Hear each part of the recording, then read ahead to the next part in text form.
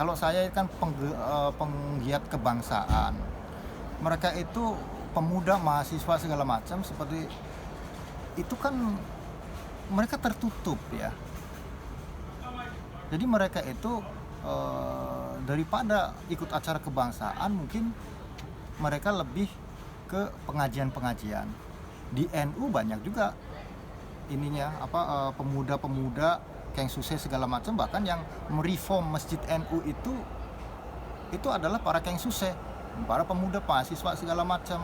Di sebelah juga begitu, banyak kan ya mahasiswa-mahasiswa di situ.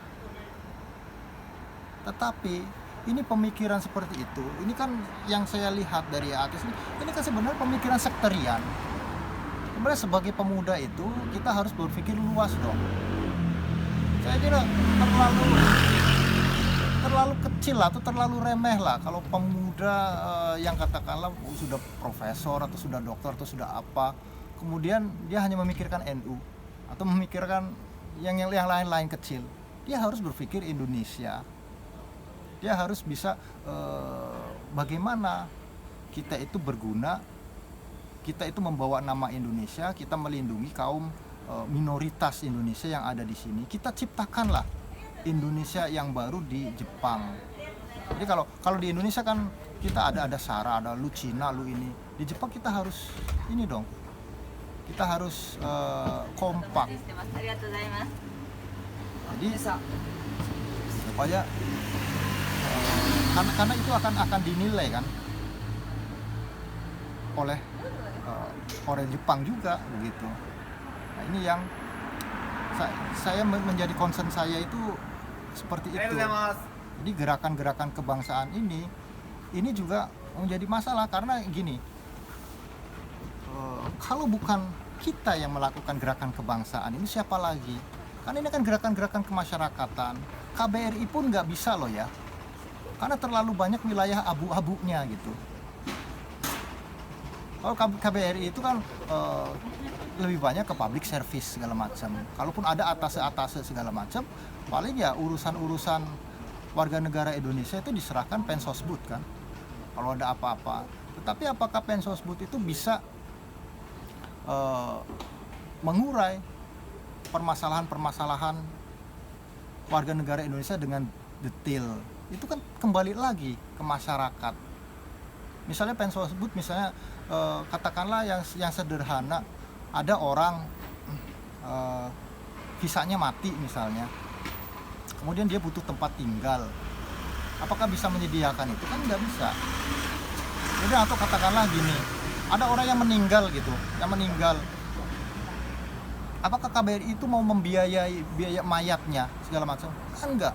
Masyarakat itu harus saling membantu di situ, menyolatinya segala macam. Jadi KBRI itu kan hanya memfasilitasi begitu. Kadang kayak kemarin sebenarnya untuk masalah radikalisme itu KBRI itu sudah mati-matian, seperti mengundang kelompok-kelompok masyarakat, tokoh-tokoh masyarakat untuk ketemu, kita makan bareng, makan siang bareng di situ. Tapi yang nggak ada hasilnya. Karena apa? Lalu masalahnya dia nggak ngerti, apa yang disebut radikal juga nggak ngerti gitu. Yang malah yang kejadian itu justru akal-akalan. Karena mereka KBRI itu inginnya tokoh. Jadi yang dilihat itu adalah kelembagaan. Ya jelas mereka banyak. Orang mereka senang sekali membuat organisasi-organisasi sendiri. Kita kan nggak bisa, misalnya Islam di kita hanya NU Muhammadiyah, hanya 2. Mereka banyak sekali kan. Ini organisasi apa, ini organisasi apa. Jadi ya mulai sekarang lah kita harus menggerakkan lagi kegiatan kebangsaan. Kita ngomongin Indonesia itu kita mau kemana, kita mau jadi apa. Kalau Mas Lutfi lihat, apakah pelajar kita sudah terkontaminasi juga atau masa bodoh dengan radikalisme dan sebagainya? Sudah terkontaminasi, saya bilang. Karena apa? Karena pelajar yang ikut NU itu sedikit, jauh lebih sedikit daripada yang ikut itu. Karena apa? Mereka itu pengajian atau yang katakanlah sistem tarbiyah itu kan memang mereka itu mengincar mahasiswa, dan dari proses seleksinya itu mereka sudah kena gitu loh.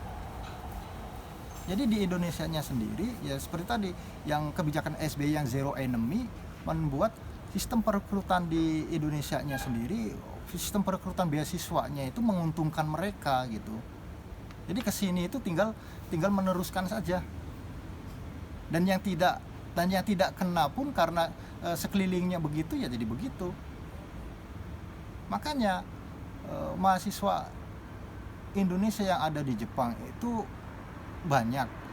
Cuman kan lagi-lagi ributnya ya di Jepang itu yang katakanlah kita lihat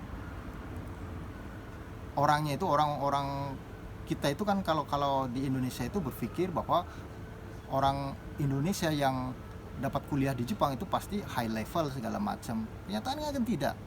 Kita ributnya itu radikalisme segala macam. Dan bahkan ya itu apa ya, kalau yang orang yang sekolah di luar negeri seperti Australia segala macam itu kan kita bisa tahu, wah ini orangnya itu pemikirannya luas segala macam, wawasannya luas. Di sini kan kebanyakan yang kuliah di Jepang itu bukan ilmu sosial, mereka nggak ngerti, mereka hanya keluar masuk ke lab segala macam. Jadi untuk menjelaskan bagaimana Islam di Jepang, bagaimana masyarakat Indonesia di Jepang pun saya yakin mereka banyak salah-salah karena mereka nggak paham. Mereka hanya menuliskan apa yang mereka alami dan di sekitar mereka tanpa mereka pernah bergaul. Jangankan kayak saya di NU pun, waktu saya aktif di NU, saya adalah seorang yang ingin mendorong pembauran.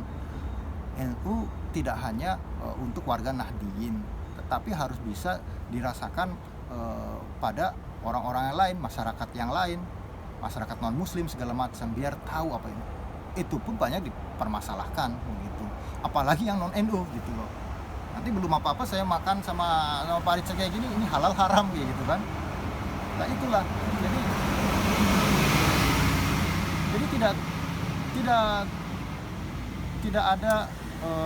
tidak bisa dipastikan bahwa orang yang mahasiswa yang ada di Jepang, karena Jepang sendiri negara sekuler, Jepang nasionalis, maka akan menjadi nasionalis. Kalau kitanya sendiri, masyarakat yang sudah sadar ini, atau masyarakat yang memang cinta kebangsaan, tidak mengingatkan mereka. Dan buktinya mereka pun, katakanlah mereka itu nggak suka saya, mereka karena saya keras segala macam.